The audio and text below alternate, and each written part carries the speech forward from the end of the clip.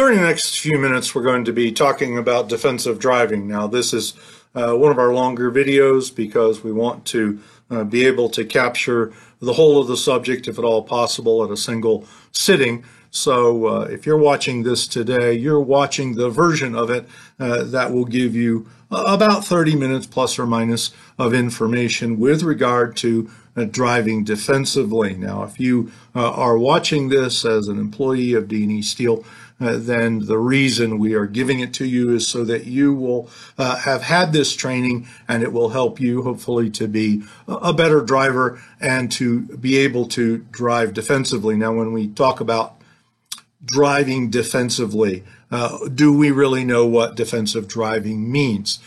Do we really realize the commitment that we make when we become a defensive driver? Defensive driving means driving so as to prevent accidents in spite of the actions of others or the presence of adverse driving conditions. Simply stated, defensive driving means driving as much as possible without any surprises. So we want to talk now about the commitment that's required to become a defensive driver. To illustrate the commitment, we're going to look at the detailed requirements of the National Safety Council's defensive driving program. The object of defensive driving is to drive without having any preventable accident. So defensive driving requires the knowledge and the strict observance of all traffic rules and regulations applicable to the area in which the vehicle is being operated. Defensive driving requires constant alertness for the illegal acts and driving errors of other drivers and a willingness to make timely adjustments in your own driving so that these illegal acts and errors do not involve you in an accident. Defensive driving requires a knowledge of all the adjustments required in your driving for the special hazards presented by abnormal, unusual, or changing conditions in the mechanical functioning of your vehicle, the type of road surface, the weather, the degree of light, and the kind of traffic, and also your physical condition and your state of mind. Defensive driving requires a thorough knowledge of the rules of right-of-way and the willingness to yield the right-of-way to the other driver when necessary to avoid an accident. Defensive driving requires an attitude of confidence that you can drive without ever having a preventable accident. There's no doubt that a professional code for defensive drivers is not easy to follow. However, you must show the way for other drivers. It's a matter of setting examples. Basically, you must do your best to drive defensively and demonstrate to others how to drive defensively as well. So what we want to do now is we want to take a brief look at how we can accomplish all that's expected by that code that I just described to you. Basically, you really need to follow 3 steps. When you're driving, you need to see the hazard. That is, when you're driving, you need to look ahead and see what the possible conditions are that you may be encountering. Try to see things ahead of time. As far as you can, never assume that everything's going to be all right. Also, understand the defense-specific situations and understand that specific situations require a specific response, a kind of defense. So in order to do that, you need to become familiar with the unusual conditions which you may face and face them well so that you can apply the principles of defense when you need to apply them. Then act in time. Once you've identified a hazard and understand the defense against it, don't ever take a wait-and-see attitude. Be proactive towards meeting whatever that hazard is appropriately. Now, taking these 3 steps and keeping good driving techniques in mind until you'll learn that you're going to have to give in a little bit to tailor your driving behavior to the unexpected actions of other drivers and pedestrians, to the unpredictable and ever-changing factors of light and weather and road and traffic conditions and the mechanical condition of your vehicle, and even how you happen to feel at a given point in time. So now what we want to do is we want to start to talk about driving defensively. One of the things that you need to do before you do anything else is, before you get in the vehicle, you need to do a 360 inspection. Walk around it, look at the tires, look at your lights, make sure that your vehicle is in generally good working condition. And especially with us who are using vehicles that carry cargo, you want to secure your materials for transport. Tools or equipment should be secured while being transported to prevent unsafe movement of materials. During a crash or when making sudden maneuvers, loose objects can slide around or become airborne, injuring the driver, injuring the passengers. Objects can become hazards for people on the around you on the road. Those things, all those things that can be shifted in any kind of transit need to be secured. And then also, although this really should go without saying, there's the matter of using your seatbelt. Now, seat belts are the single most effective means of reducing deaths and serious injuries in traffic crashes. As the most effective safety device in vehicles, they save nearly 12,000 lives and prevent 325 serious injuries in America each year. So during a crash, anyone who's not wearing a seatbelt will slam into the steering wheel, the windshield, or other parts of the vehicle's interior, or be ejected from the vehicle. Now, we want to talk about some other things as well, and I want to move on to those things. So if you'll stay with me this morning for a little while, we're going to talk first of all about the various types of poor driving technique, things that are problems and will not help you with regard to defensive driving. One of these is aggressive driving. We're seeing this more and more as traffic congestion continues to grow. Motorists who are commuting to and from work and traveling for business purposes often find themselves caught up in bottlenecks and significant delays, wasting time and reducing their productivity. That situation creates a high level of frustration, and it can spark very aggressive driving among these folks who are overwhelmed. So to protect against aggressive driving, remember that your primary responsibility is to stay focused and to drive safely. Now, some safety facts for the road relative to aggressive driving. A major reason for increased traffic congestion is that our highway system has not kept pace with the growing demand placed on it. Since 1970, the number of drivers increased by 64%, whereas the roadway system increased only by 6%. So many Americans believe aggressive driving is on the rise, and I think we do see that. And they worry about the behavior of other drivers, but they admit, truth to tell, of engaging in aggressive driving themselves. A substantial number of the 6.8 million crashes that occur each year are estimated to be caused by aggressive driving. Overly frustrated drivers are turning their cars into extensions of their homes and offices, and they're creating dangerous distraction on the road, and that fuels aggressive driving among other drivers.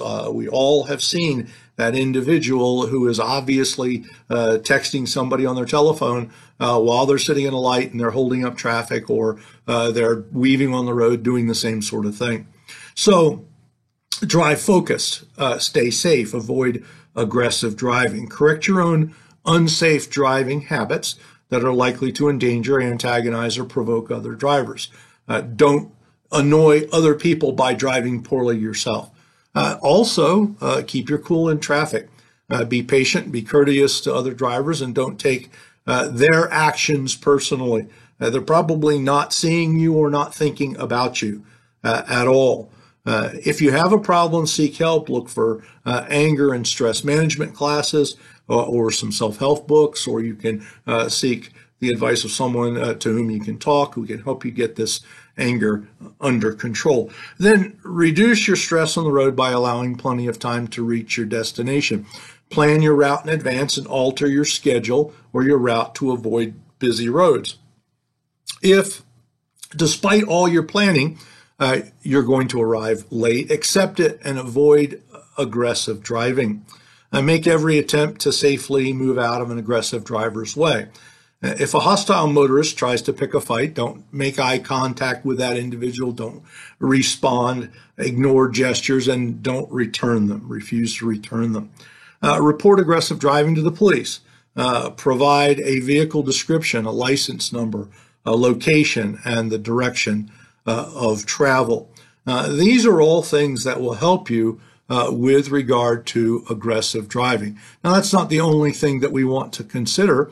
There is also the matter of distracted driving. We're going to talk about that for a little bit.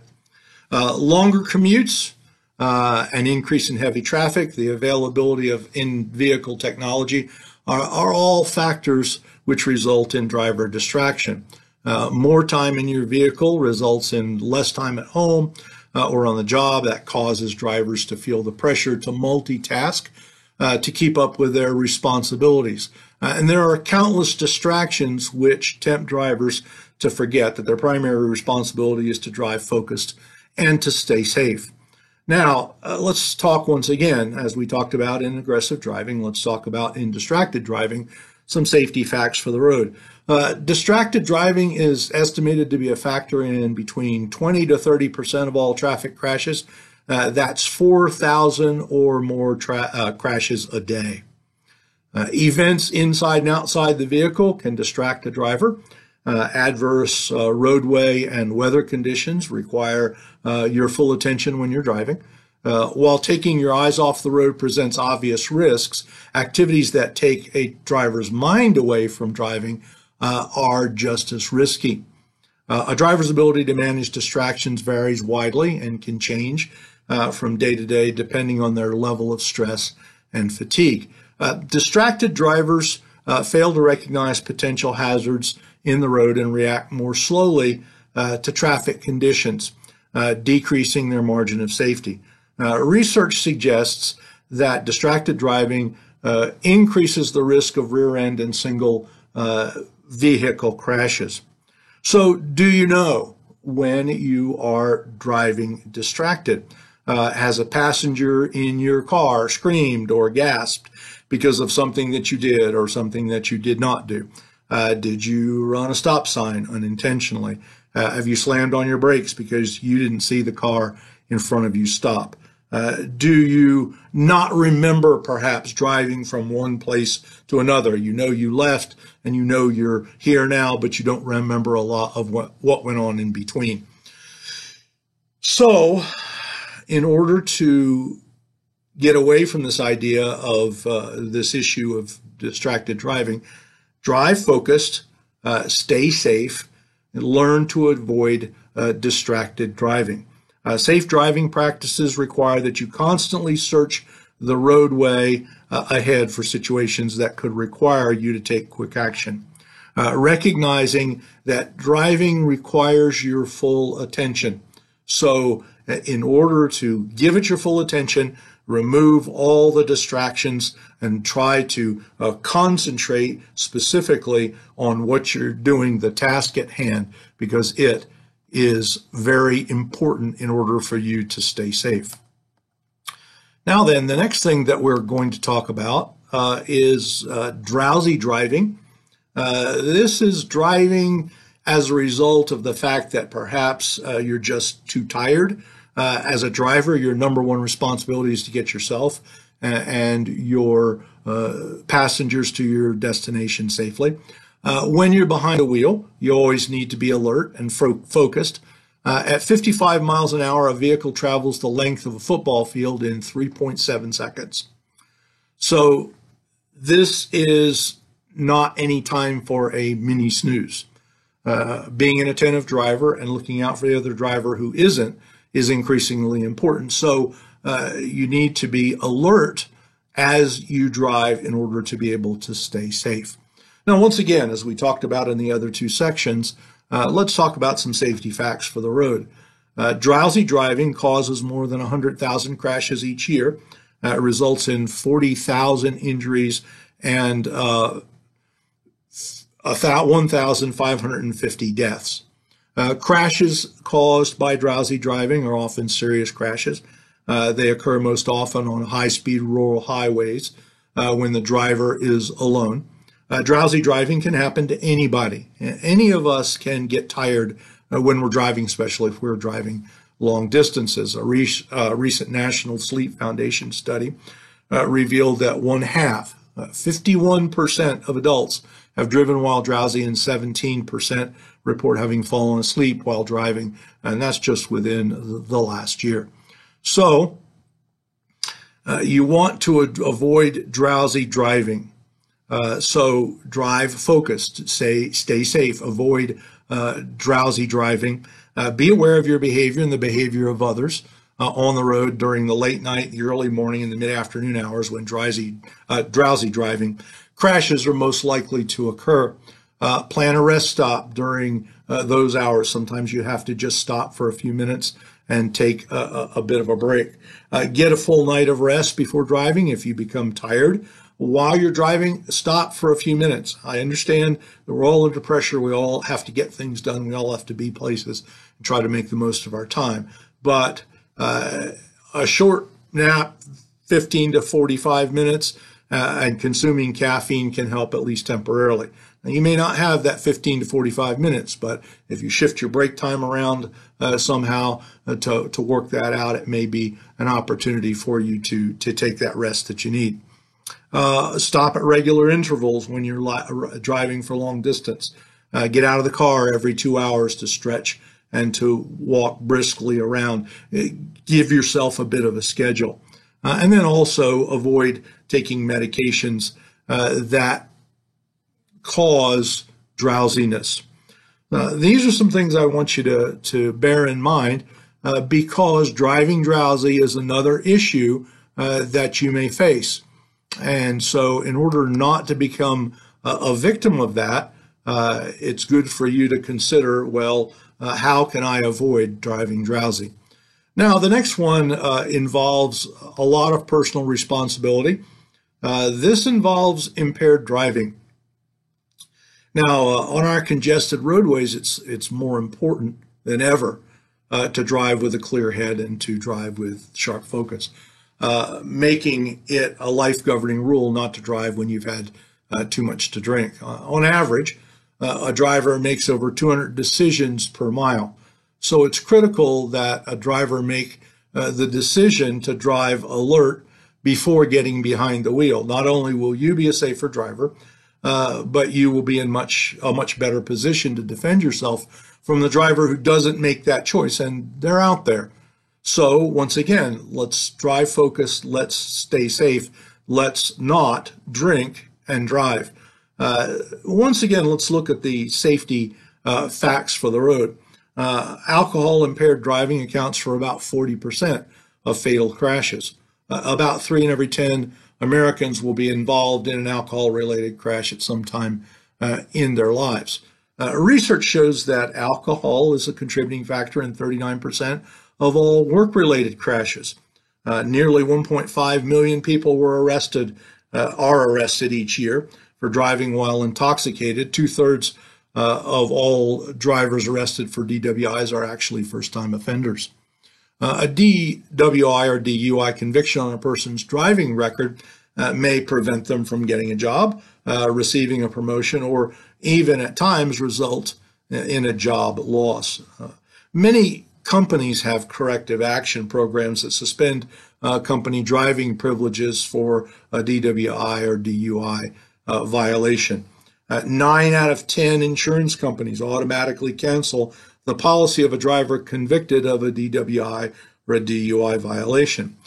Consequently, the driver must find a high-risk insurance company and face substantial rate increases. So, once again, stay focused, stay safe, and avoid impaired driving. Alcohol involvement is highest at night. That is between 9 p.m. and 6 a.m. on weekends and on holidays.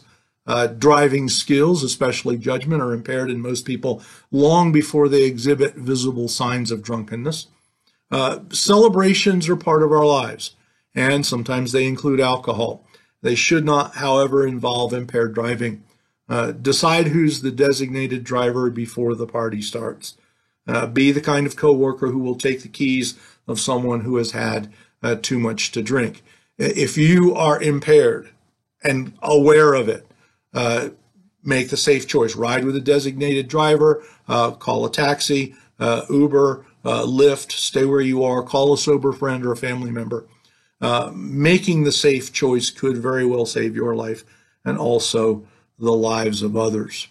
So we want to consider that as part of our defensive driving thought process. Now then, I want to take a few minutes to go over, as an employee of D&E, what does D&E require? Now, this is going to involve defensive driving, rules of the road. It's going to involve a lot of things that are in our employee handbook. This is in our employee handbook in sections 508 and 509. So we're going to be looking at that for the next few minutes. To conclude what we have to say today, equipment and vehicles essential in accomplishing your job duties are expensive. They may be difficult to replace. When you're using D&E Steel property, you should be careful. You should perform the required maintenance, follow all the operating instructions, the safety standards, and the guideline. You can see we'll talk about the additional driving policy in section 509. If you are aware of a condition, tell your supervisor right away if any equipment or machines or tools or vehicle appears to be damaged, defective, or in need of repair. When you promptly report damages, defects, and the need for repairs, you can prevent the deterioration of equipment and possible injury to employees or other people. Also, see your supervisor. If you have questions about your responsibility for maintenance and care of equipment or vehicles that you use on the job, ask the questions that you need to ask.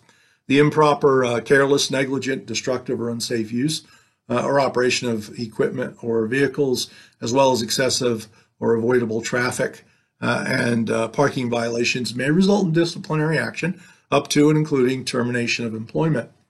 As part of the compensation package for certain employees, D&E Steel provides company-owned vehicles and gas cards as a general rule.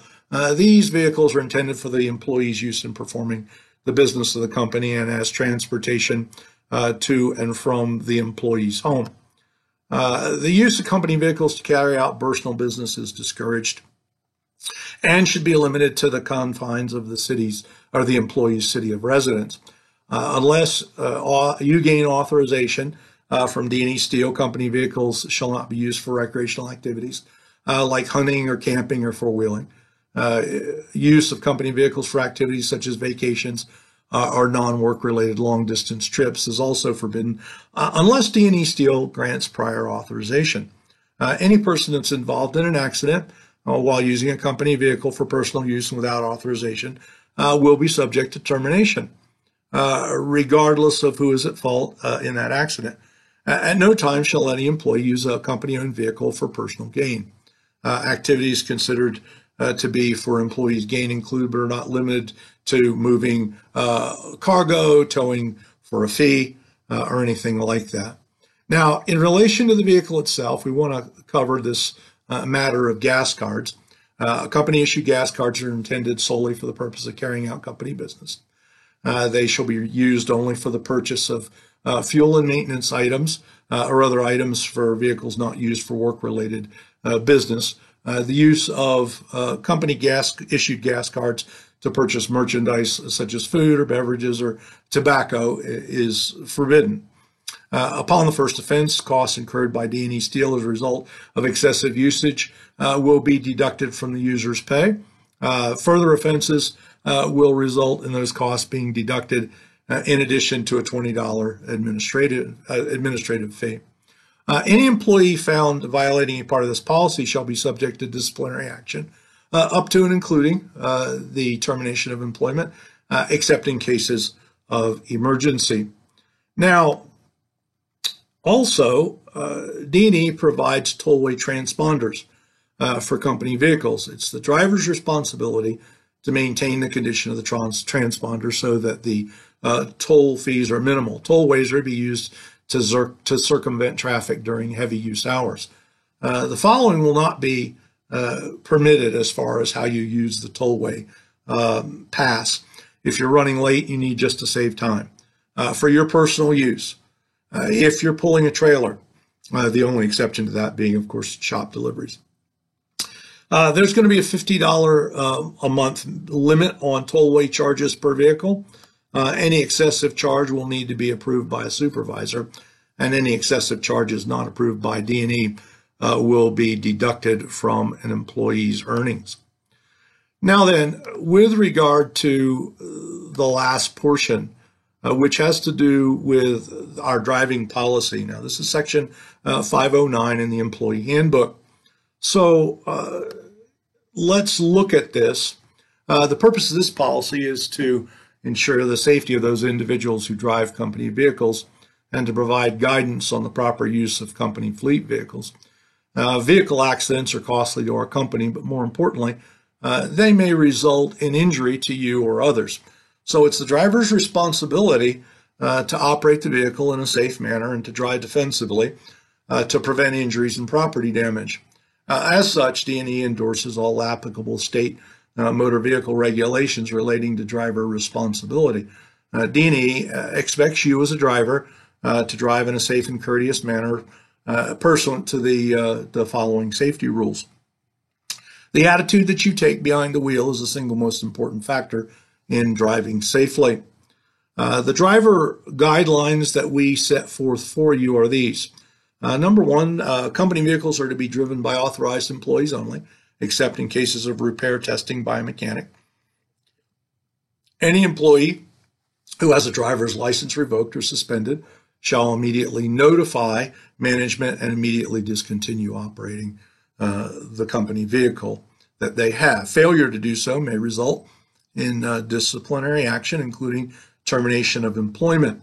All accidents in company vehicles, regardless of their severity, must be reported to the police and management.